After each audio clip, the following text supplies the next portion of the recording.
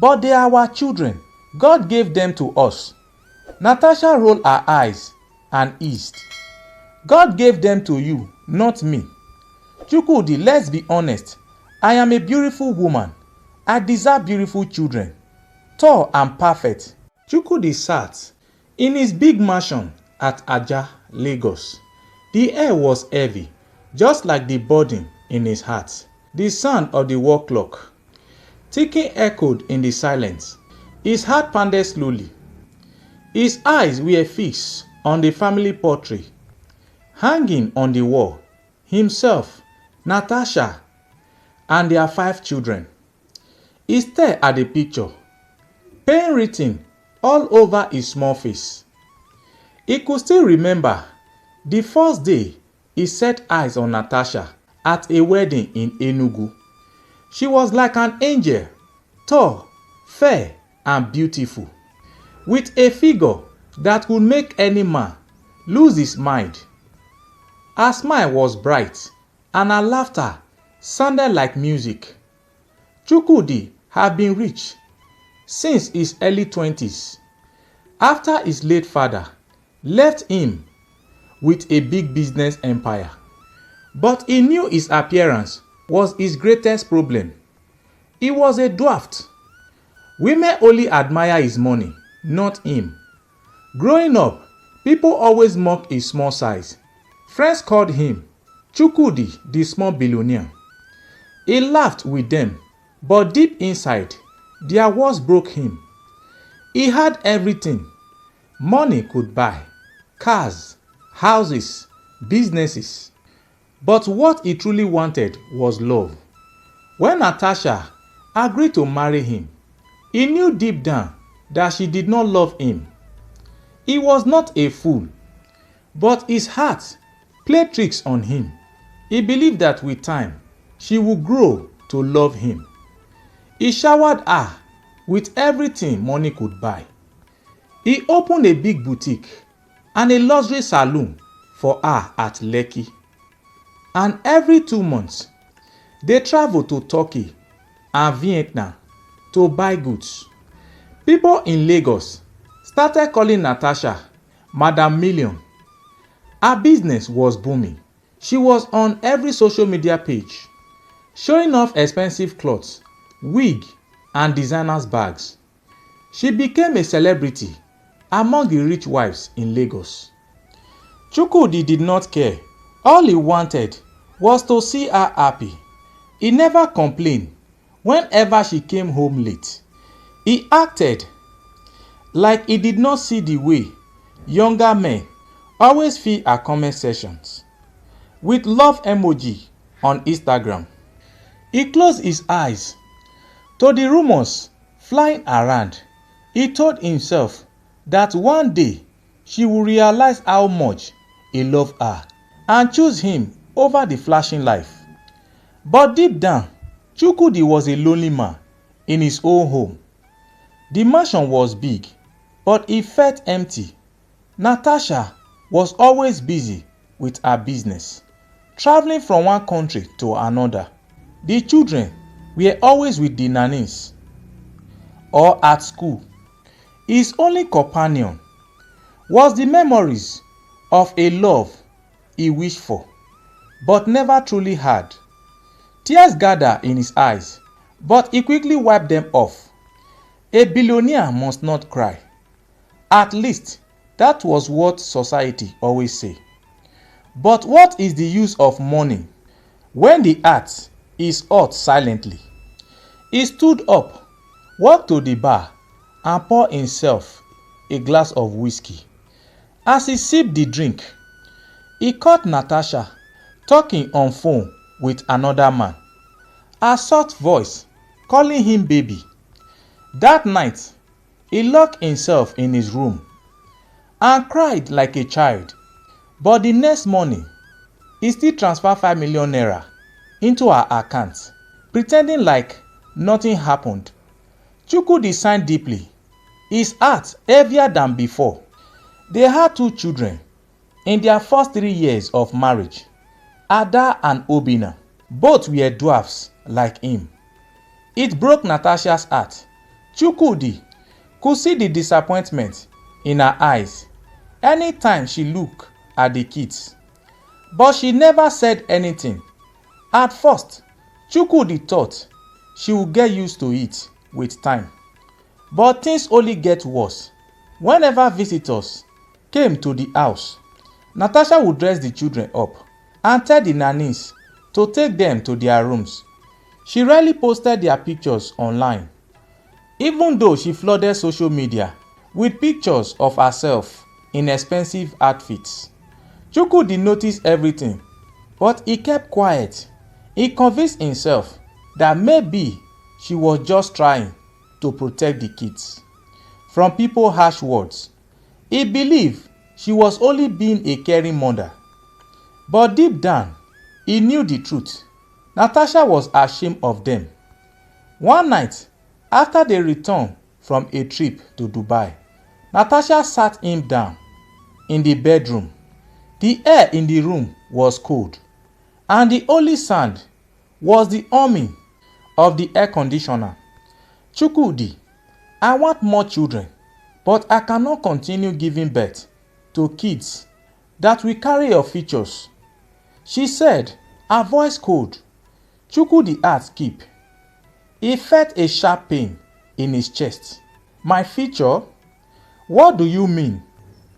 He asked, pretending not to understand. You know what I mean. The children, they are small like you. Chukudi've swallowed hard. He forced a smile to hide his pain. But they are our children. God gave them to us.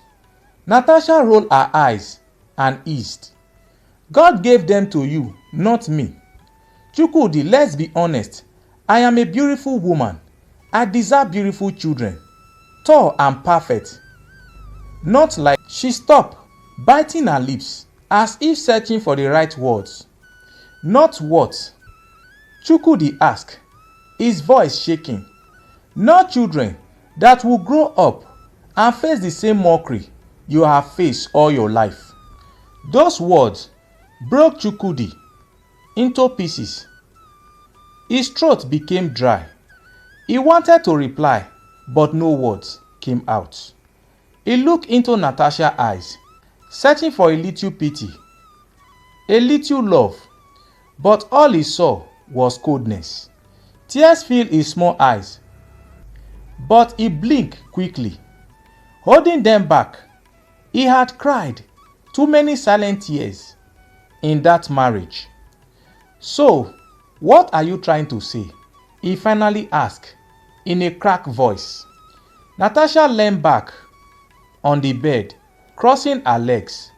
I want another children, but this time through IVF.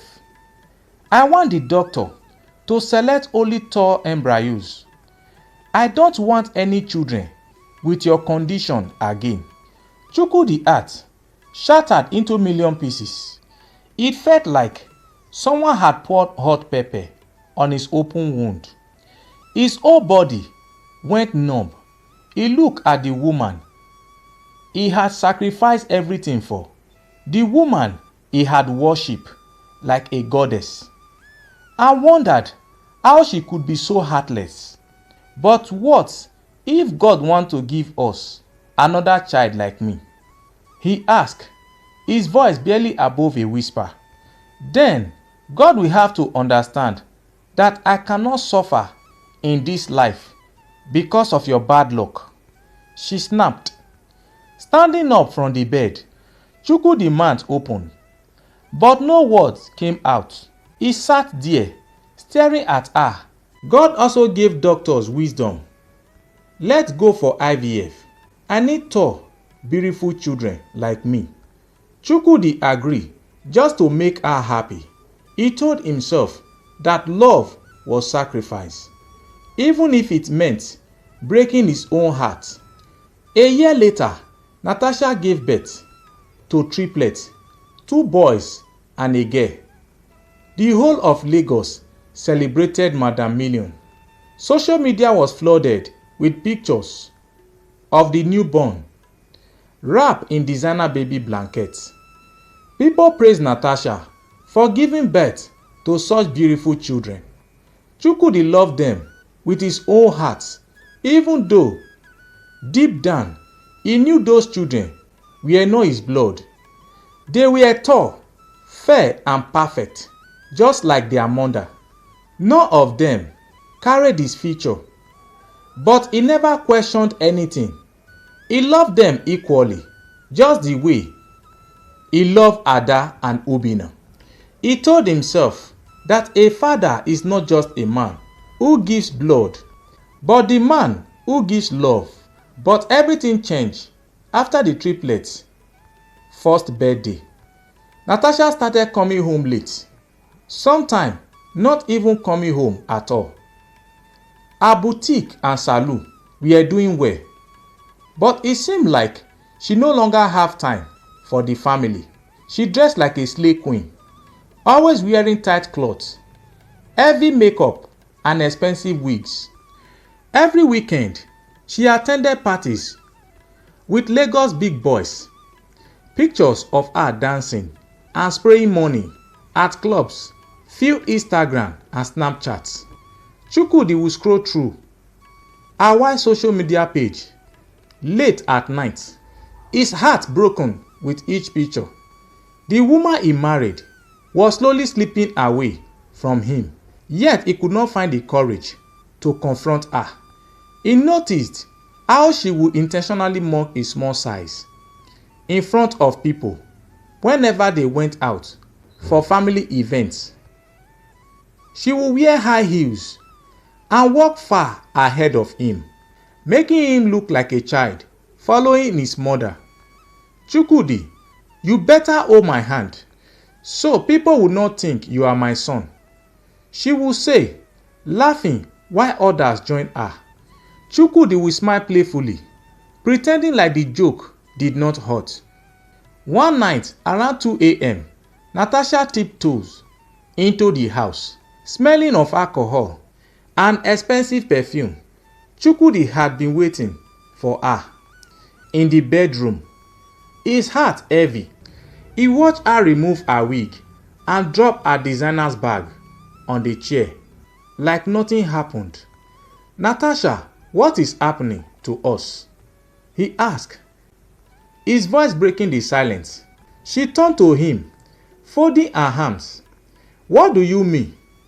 You don't respect me anymore. You don't even sleep at home again. The kids barely see you. I barely see you too. Natasha laughed coldly, flipping her long Brazilian wigs behind her shoulder. Respect. Chukudi've, respect is not given, it's in. Chukudi've's heart squeezed painfully. But I am your husband, the father of your children. Natasha choked, her eyes filled with wickedness. Father of which children? The ones that look like you, or the ones that look like me? Her words cut through Chukudi've's heart. His hands began to shake, but he clenched his fist to hide his pain. Natasha, do not talk like that. Those children are mine. I have loved them since the day they were born. Natasha rolled her eyes. Love does not change DNA. Chukudi've, let's not deceive ourselves. Tears gathered in Chukudi've's eyes, but he blinked them back. He could not believe the woman he had given everything was not treating him like trash. But I gave you everything. I made you who you are today. And I paid you back by giving you beautiful children you could never produce. She snapped. What do you expect me to respect in a man that looked like a primary school boy? Chukudi've's heart shattered into pieces.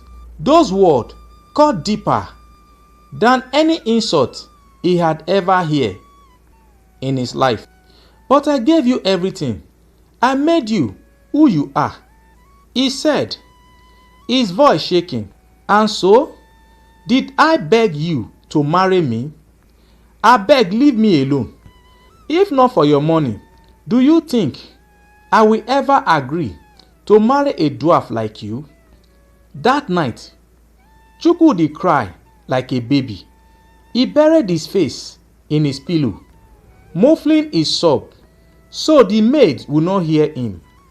His heart was broken, but he had no one to talk to.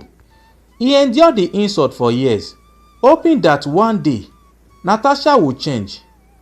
He prayed every night, asking God to touch her heart, but instead, it grew worse. She stopped cooking in the house. She no longer spent time with their children. The nannies did everything, while Natasha was busy living her best life on social media. Chukudi've started hearing rumors of how she was dating a big politician and businessman in Lagos. People whispered behind his back, but nobody had the courage to tell him to his face. He saw the chat on her phone, sweet messages from different men promising of vacations and shopping. He saw picture of Natasha in a hotel, wearing clothes he did not buy for her. But he could not confront her. He was too scared of losing her completely.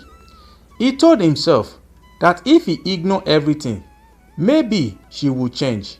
Maybe she would remember how he picked her from nothing and turned her into Madam Million. But he was only deceiving himself. One day, Natasha did not come home for 3 days.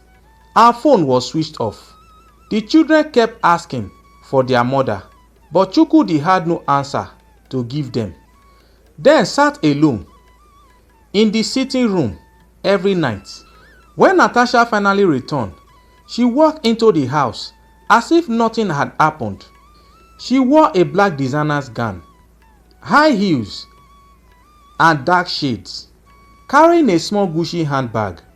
She walked past Chukudi've as if he was invisible. Chukudi've blocked her at the staircase, his small body shaking with anger and pain. "Where are you coming from?" Natasha smiled, chewing gum like a Lagos slave queen. "Are you now my father? Since when did I start reporting my movement to you?" Chukudi've's hand trembled. "I am your husband, Natasha, the father of your children." Natasha removed her shade and looked him up and down. Her eyes filled with disgust. "Husband? Which husband? Abeg shift from my front before I mash you." Chukudi've's heart broke into pieces again.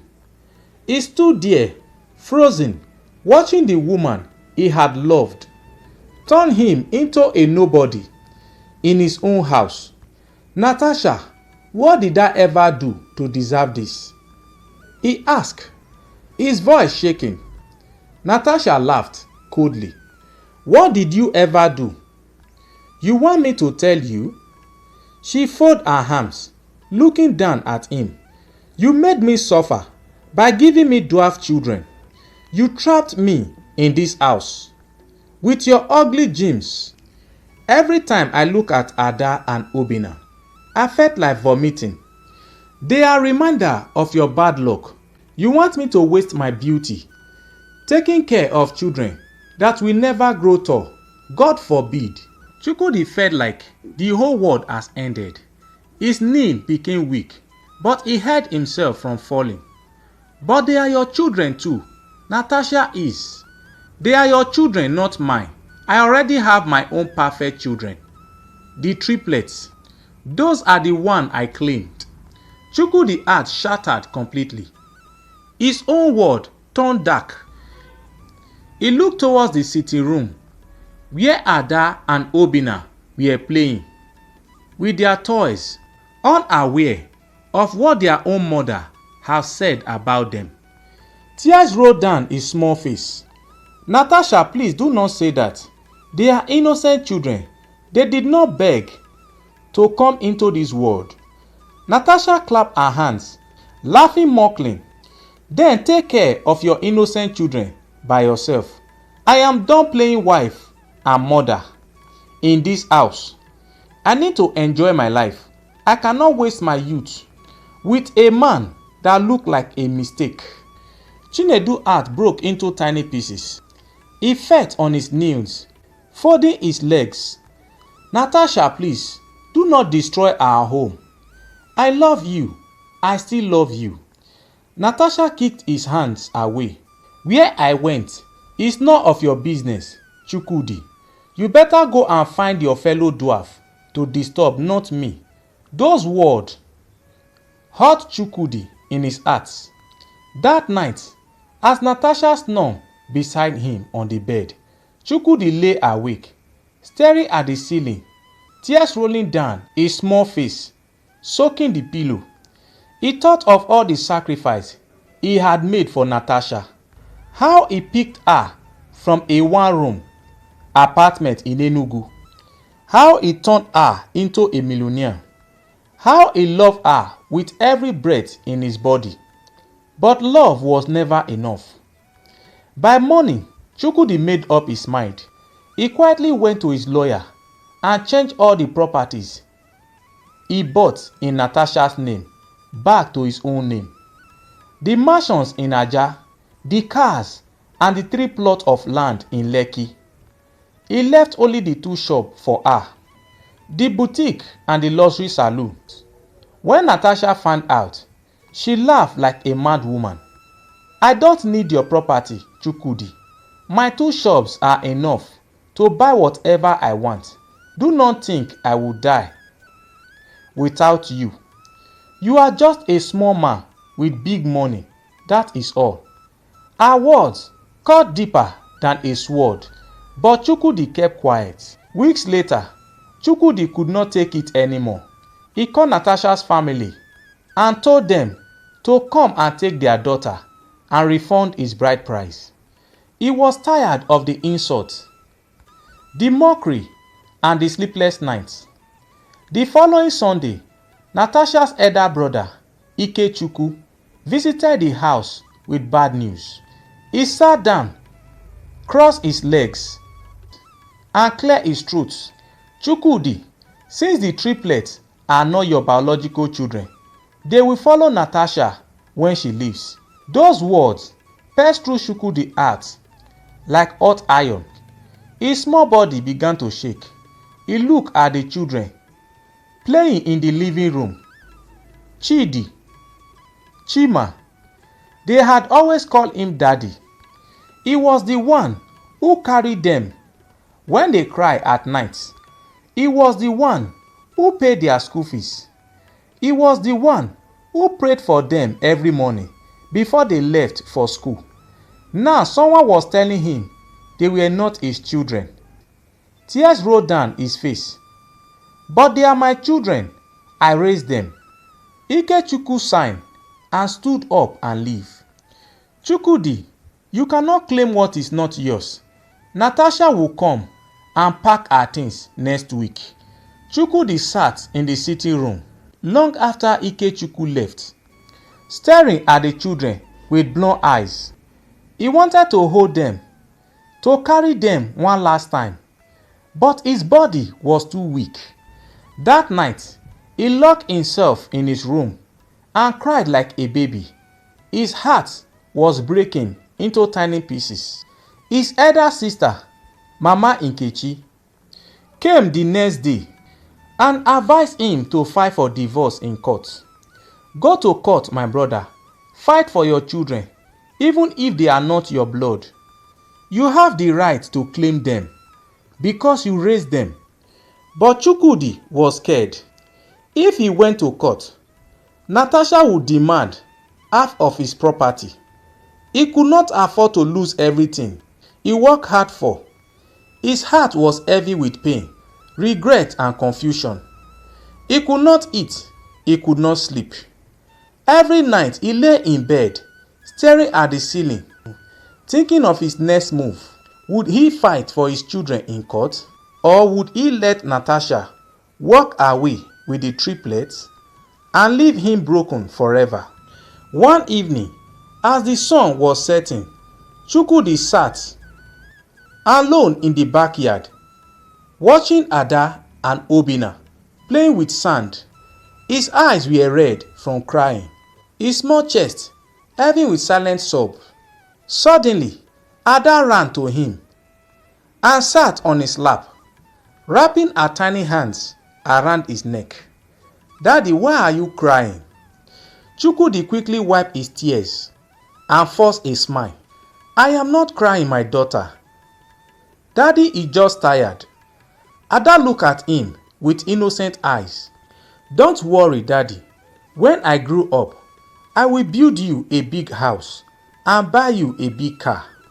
Chukudi've's heart broke into pieces. He hugged Ada tightly, fresh tears pouring down his face.